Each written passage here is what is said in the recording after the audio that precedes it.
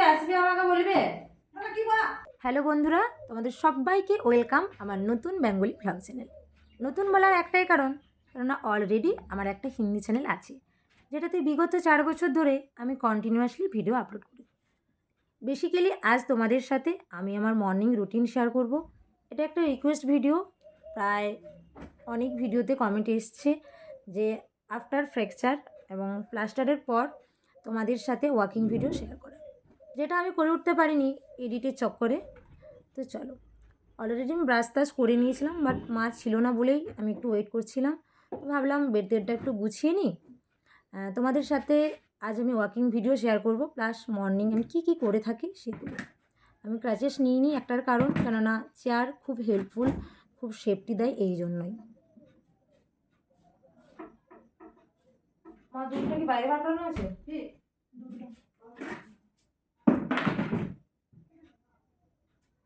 ফ্রিজে কি কড়াইতে বের আছে, বন্ধ করছি। আমাদের সাথে একটা ব্লগেই আমি শেয়ার করছি। তো ভালো লেগে থাকলে অবশ্যই সাবস্ক্রাইব করো অ্যান্ড কমেন্ট করে পাশে থেকো অ্যান্ড শেয়ার করতে ভুলো না। তো বেসিক্যালি চেয়ারের হেল্প ছাড়া আমি কিছুই করতে পারছি না, কেননা আগে অলরেডি 15-16 দিন আমি লাফিয়ে করেছিলাম বলে এতটা দিন সময় লেগে গেলো প্লাস্টার করতে।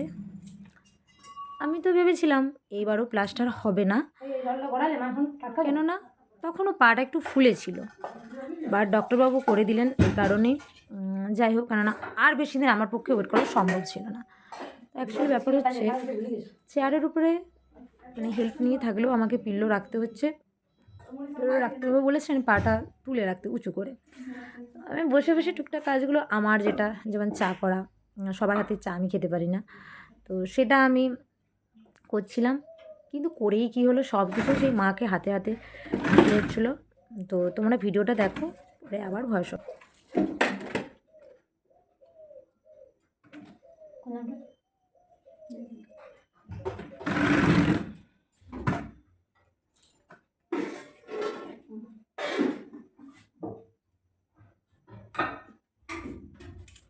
তোমরা দেখো, আমার মা এত তাড়াহুড়ো করে কাজ করে, প্রতিটা জিনিস আমি চাইছি সেই কাজের মধ্যে থেকে আমাকে দিতে আসছে। জাস্ট চা করার জন্যই 10 বার দিতে হলো। তোমরা যদি গুনো না, আমার গুনতি ভুল হয়ে যাবে। কিছু খুঁজে পাই ভালো লাইটার ফাইটার সব দিকে বসিয়ে এখানে রাখবেন। রাখি তো কোনখানে আনতে পারতো না আমি, আর এখানটা দিয়ে দিলাম, কিছু খুঁজতেই পারছি।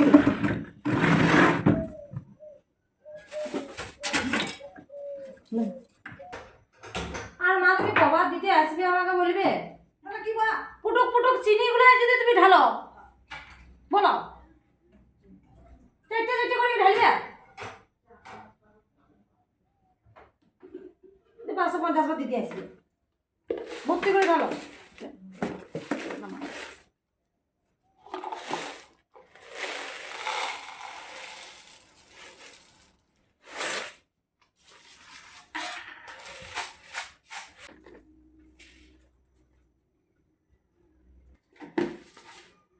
আমার চায়ের পিছনে প্রচুর আদা যায়, তো মা এক প্লাস্টিক এনে রেখেছিলো প্রায় শেষের মুখে।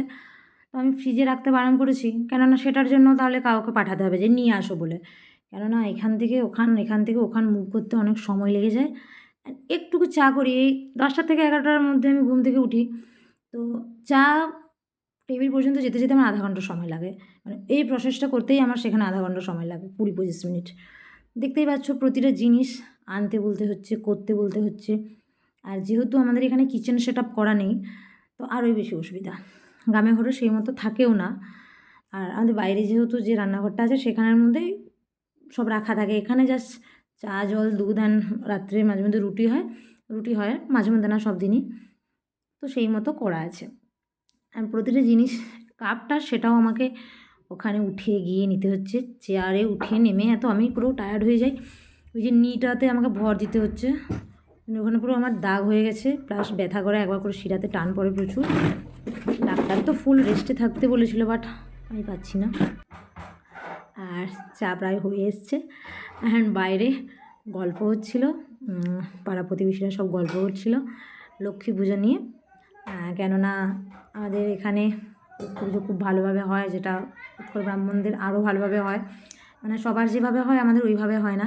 রাত 12টার থেকে উঠে স্নান টান করে সকাল 10টা-11টা পর্যন্ত সেই মায়ের ভোগ আর সব তৈরি করা হয়। কবে লক্ষ্মী পুজো গো? এমা কবে লক্ষ্মী পুজো?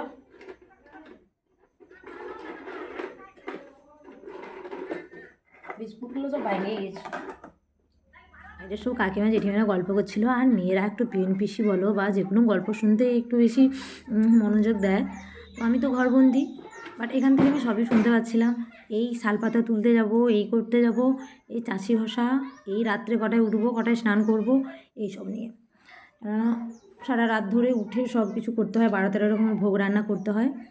তারপর কয়েকজন এসেছিলো মায়ের কাছে ওষুধ নিতে, তারা বুঝতে পারছিলাম, তো আমি একটু বুঝিয়ে দিচ্ছিলাম।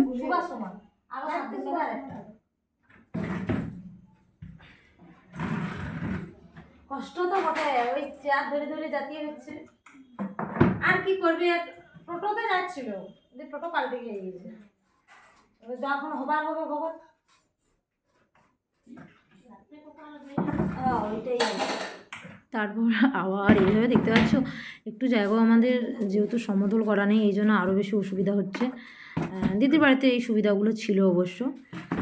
তো এরপর আমি যাচ্ছিলাম একটুকু বসে ভাবলাম ভিডিওগুলো এডিট করে নিই, কেননা ওটা তো অনেক সময় যায়। এমনিতেই প্রচুর লেট করে উঠি, প্রায় 10টা থেকে 11টার মধ্যে আমি উঠি। এখানে পা মুছতে গেলেও আমার কোনো কিছুর উপরে সাপোর্ট না দিই কোনো কিছুই করতে পারছি না।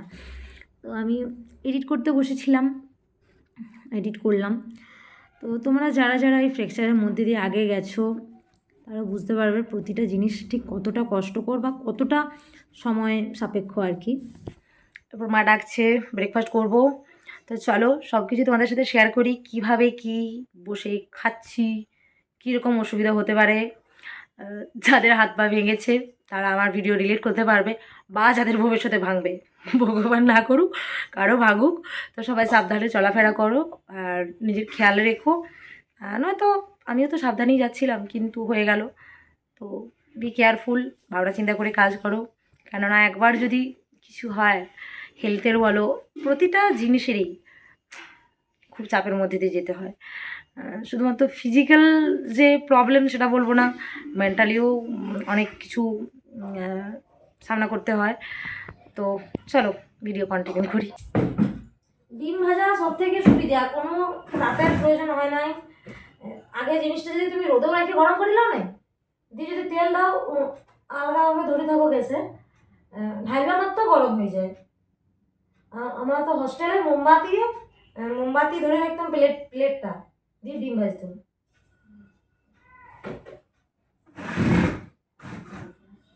তুমি কাজে যাবে নাকি?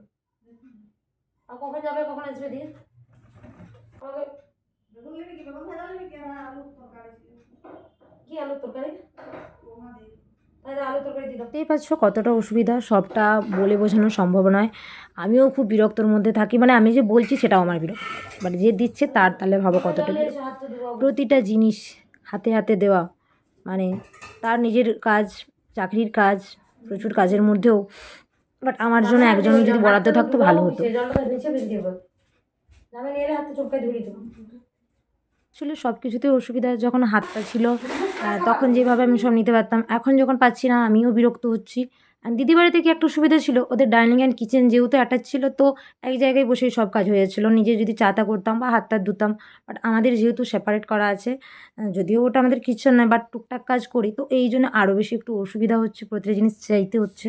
তো ব্রেকফাস্ট করা হয়ে গেল, এরপর আরেকবার চা খাবো। চা খেয়ে পর ভিডিও এডিট করব।